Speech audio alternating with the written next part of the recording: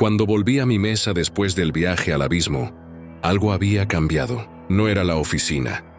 La oficina seguía igual, las filas interminables de condenados tecleando, las luces altas y mortecinas, el olor a papel mojado y tinta seca. Era yo.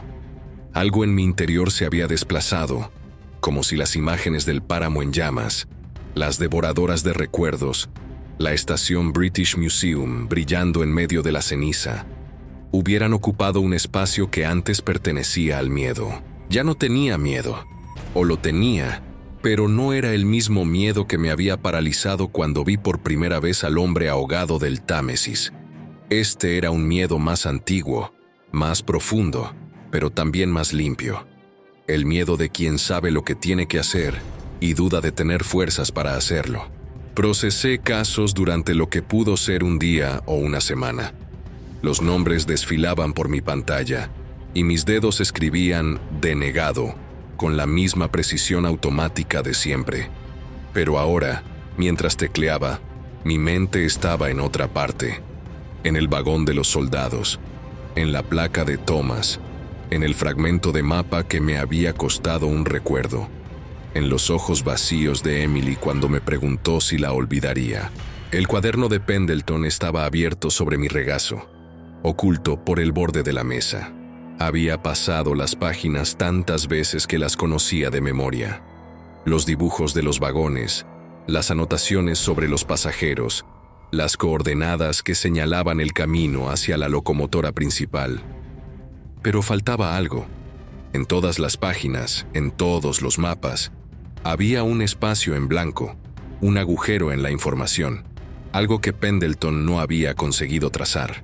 La ruta desde el último vagón hasta la estación British Museum. En sus notas, el viejo arquitecto había escrito: «He llegado al final del tren 3 veces. 3 veces he visto la puerta que lleva a los túneles inferiores. 3 veces he tenido que volver atrás. Algo me impide pasar. Algo que no es el revisor. Algo que estaba allí antes que él, antes que el tren, antes que Londres. No sé qué es. No quiero saberlo. Pero si alguien quiere llegar a la British Museum, tendrá que enfrentarse a ello». Esa noche, las luces bajaron más temprano de lo habitual. Fue un cambio brusco, no la atenuación gradual que anunciaba las visitas a Pendleton. Un apagón repentino que dejó la nave a oscuras durante varios segundos, tiempo suficiente para que los dedos de los condenados dejaran de teclear y un silencio absoluto se instalara en el lugar. Luego las luces volvieron, pero no a su intensidad normal. Se quedaron en esa penumbra ámbar que yo conocía bien, la que marcaba los momentos entre los momentos, las grietas en la eternidad. Me levanté, pero antes de caminar hacia la fila 13, noté algo extraño. Las mesas a mi alrededor estaban vacías, no las mesas de los condenados que seguían ocupadas, sino los espacios entre ellas. Los pasillos que antes estaban llenos de sillas y cuerpos, ahora se habían ensanchado, como si la nave hubiera crecido en la oscuridad, o como si alguien hubiera retirado las barreras que mantenían a cada alma en su lugar. Caminé entre las filas. Los condenados no me miraban. Sus ojos seguían fijos en las pantallas verdes, pero sus dedos no se movían. Estaban en pausa, como el resto de la oficina, como si el tiempo hubiera decidido tomar un respiro y dejarnos a todos suspendidos en la espera. Cuando llegué a la fila 13, Pendleton no estaba en su mesa. El asiento estaba vacío. Los mapas habían desaparecido. Solo quedaba la pantalla apagada y, sobre el teclado, un sobre de papel amarillento con mi nombre escrito en la caligrafía temblorosa del viejo arquitecto. Lo abrí. Dentro había un trozo de papel, más pequeño que los demás, con un solo dibujo. Una flecha que señalaba hacia la izquierda, hacia la pared de ladrillo que limitaba la nave. Y debajo, una palabra: sal. Miré hacia la pared. No había nada. Solo ladrillos viejos manchados de humedad, iguales a todos los demás. Pero cuando me acerqué, cuando puse la palma sobre la superficie rugosa, sentí algo, una vibración, un latido, como si detrás de aquellos ladrillos hubiera algo vivo, o algo que esperaba. Apreté con las 2 manos. Los ladrillos cedieron. No se movieron, no se desmoronaron. Simplemente dejaron de ser sólidos, como si la pared fuera una ilusión óptica, una cortina de materia que se apartaba para dejar pasar a quien supiera pedirlo. El hueco que se abrió era estrecho, apenas el ancho de mis hombros, pero del otro lado no había oscuridad. Había una luz tenue, azulada, que no provenía de ninguna fuente visible. Entré. El pasillo era diferente a todos los que había recorrido hasta entonces. No era un túnel de servicio, ni una grieta entre vagones. Era un corredor ancho, alto, con paredes de piedra tallada que no se parecían a ningún material que hubiera visto en el metro de Londres. Las piedras eran grandes, irregulares, encajadas unas con otras sin argamasa, como las construcciones antiguas, las que se hacían antes de que existiera el cemento. Y en las paredes, dibujos. No eran mapas ni señales, eran figuras. Hombres y mujeres con túnicas largas, levantando piedras, cavando túneles. Escenas de construcción, pero no de la construcción que yo conocía. Estas figuras no usaban máquinas, usaban las manos, y sus manos brillaban con la misma luz azulada que iluminaba el pasillo. Estaban construyendo algo que no llegué a comprender del todo porque los dibujos se desdibujaban a medida que avanzaba, como si el tiempo los hubiera ido borrando durante siglos. Al final del pasillo, una puerta. No una puerta de metal o madera, sino una cortina de humo, densa, blanca, que se movía lentamente como si respirara. Del otro lado, oí voces. No eran las voces de los condenados, ni los susurros de los pasajeros del tren. Eran voces humanas, con calor, con furia, con esperanza. Voces que discutían, que planeaban, que soñaban. Atravesé la cortina de humo y entré en la Resistencia. El lugar era una estación abandonada. Lo supe en el momento en que mis pies pisaron el andén, porque el andén era inconfundible. Baldosas blancas y negras, bancos de madera, carteles descoloridos con nombres de lugares que ya no existían. Pero no era ninguna estación que hubiera visto en los mapas de Pendleton. Era más antigua, más profunda, más secreta. El techo se perdía en la oscuridad y las vías, a mis pies, no llevaban a ningún lado. Terminaban en un muro de piedra, como si aquel hubiera sido el final de la línea, el último tramo excavado antes de que algo impidiera seguir. Y en el andén, gente. No muchos, una docena quizá. Estaban sentados en los bancos, apoyados contra las columnas, algunos de pie en círculo discutiendo algo que no alcancé a entender. Cuando aparecí, todos se volvieron hacia mí, y en sus rostros vi algo que no esperaba. No sorpresa, no desconfianza, reconocimiento como si me hubieran estado esperando. «Liam Brennan», dijo una voz desde el fondo. «Tardaste». Era Pendleton. Estaba sentado en un banco, con los mapas desplegados sobre las rodillas, pero no estaba solo. A su lado, una mujer de unos 60 años, pelo gris recogido en un moño apretado, gafas de metal, una chaqueta de tweed que parecía salida de otra época. Más allá, un hombre joven o que parecía joven, con una chaqueta de cuero llena de parches y el pelo teñido de un rojo que se estaba desvaneciendo. Y junto a él, una figura más sombría, envuelta en una capa oscura, cuyo rostro no alcancé a distinguir en la penumbra. Me acerqué. Mis pasos resonaban en las baldosas con un eco que parecía multiplicarse, como si la estación estuviera llena de fantasmas. «Pendleton», dije, «desapareciste, dejaste tu mesa, creí que me habían disuelto». Pendleton sonrió, pero era una sonrisa cansada. «No todavía, pero Meridian me ha estado vigilando desde que Eleanor desapareció. Tuve que moverme. Tenía que traerte aquí antes de que él también te encontrara». «Eleanor», el nombre me supo a culpa. «¿Qué pasó con ella?» Pendleton negó con la cabeza. «No lo sabemos. Un día estaba en su mesa. Al día siguiente, no. Meridian dice que la trasladaron a otro departamento, pero nadie sabe cuál. Aquí las personas no se trasladan, Liam. Desaparecen. Se convierten en papeles, o algo peor, La mujer de la chaqueta de tweed se levantó del banco y se acercó a mí. Me midió con una mirada que parecía pesar cada uno de mis huesos, cada uno de mis secretos. «Así que tú eres el que ha estado explorando los vagones», dijo. Su voz era firme, con un dejo de algo que podría ser alemán o podría ser simplemente autoridad. «Pendleton nos ha hablado de ti. Dice que has llegado más lejos que nadie en décadas, que tienes la placa de los soldados, que has visto el vagón de los secretos y has pagado el peaje al revisor». «Así es», respondí. «¿Y qué viste en el abismo?», preguntó. Y su pregunta tenía la urgencia de quien busca una confirmación, no una información. Vi las devoradoras de recuerdos. Vi mi oficina en llamas, vi la estación British Museum. Un murmullo recorrió el grupo. La mujer asintió como si hubiera esperado esas palabras. «Soy la doctora Finch», dijo. «Y esto es la resistencia, o lo que queda de ella». Me presentó a los demás. El hombre de la chaqueta de cuero se llamaba Kai. Había muerto en 1981, atropellado por un tren en la estación de Camden Town después de un concierto de The Clash. Llevaba 40 años en el infierno, y en ese tiempo había aprendido a moverse por los túneles como nadie. Conocía cada grieta, cada pasadizo secreto, cada estación abandonada que los mapas oficiales no registraban.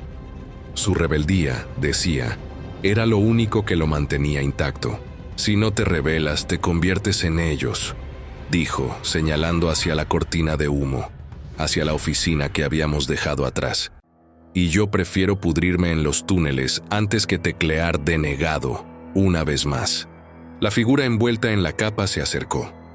Cuando se quitó la capucha, vi un rostro que podría haber sido hermoso, con una barba negra y rizada, y unos ojos oscuros que ardían con una intensidad que no pertenecía a este mundo.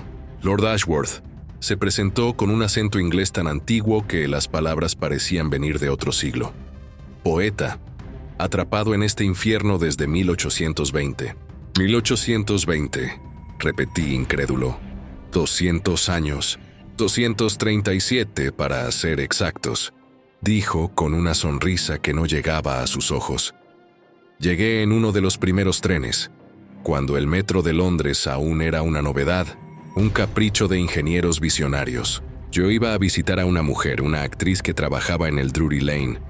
Me quedé dormido en el andén. Cuando desperté, ya estaba aquí. Han pasado 2 siglos, y ella debe de llevar muerta casi todo ese tiempo. Pero yo la recuerdo cada día, y mientras la recuerde, no me convertiré en uno de ellos». Los demás se presentaron, uno tras otro.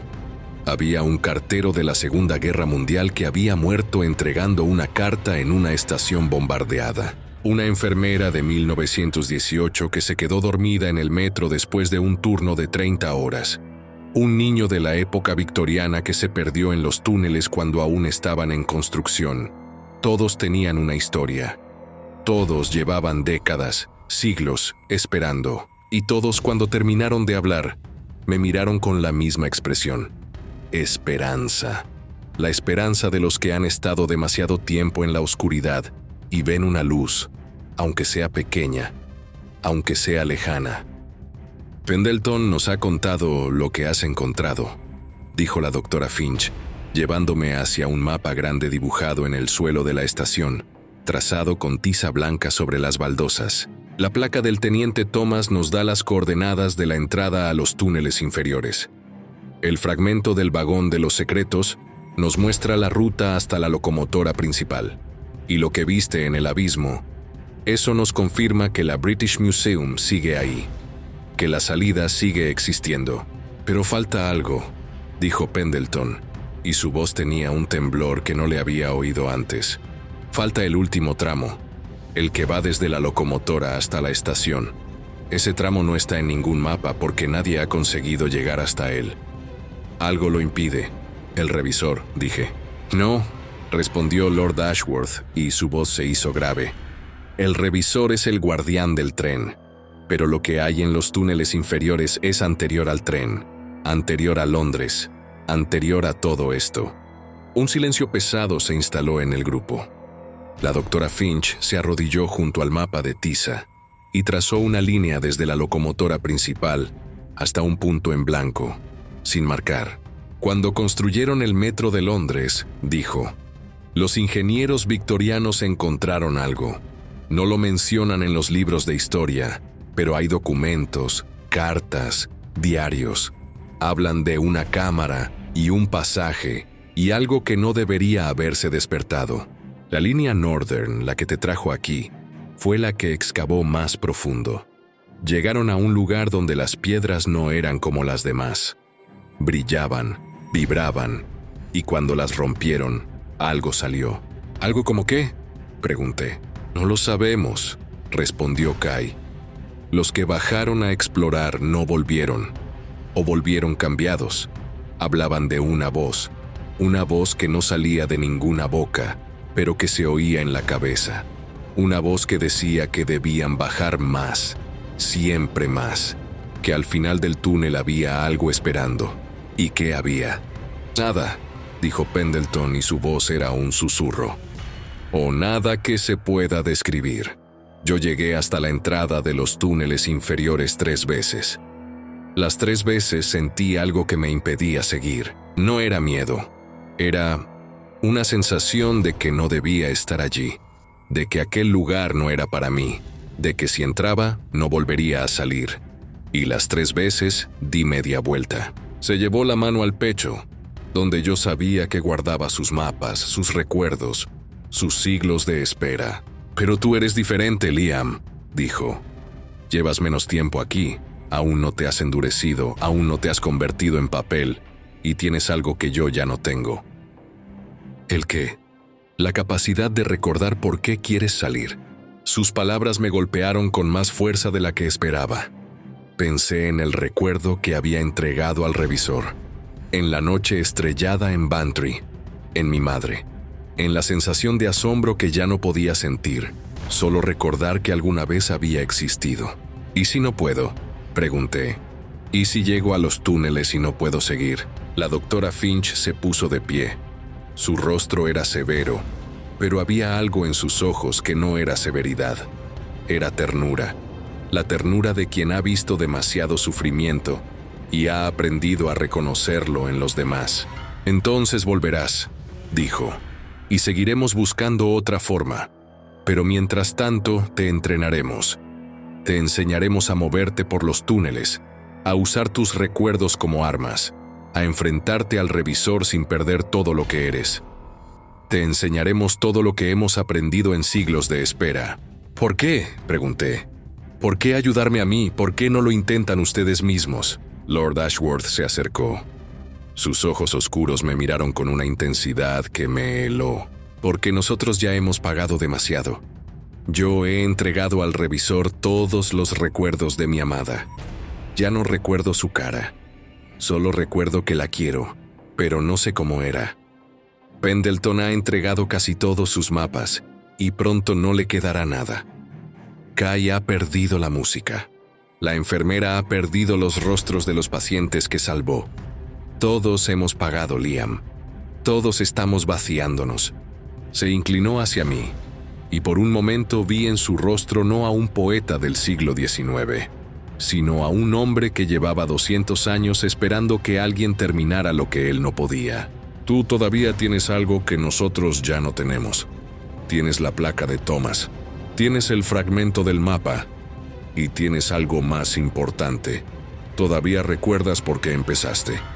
El silencio que siguió fue roto por Kai, que se acercó con una sonrisa que intentaba ser despreocupada, pero no lo conseguía del todo.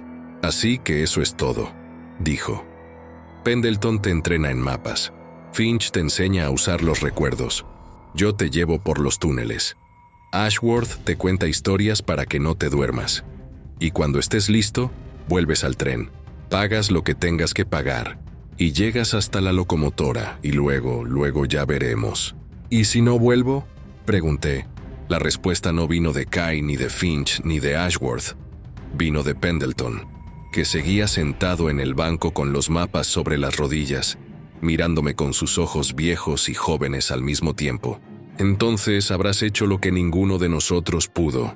Y cuando estés arriba, cuando vuelvas a tu vida, te acordarás de nosotros, contarás nuestra historia, y eso será suficiente. Eso será más de lo que la mayoría de los condenados consiguen. Guardé silencio.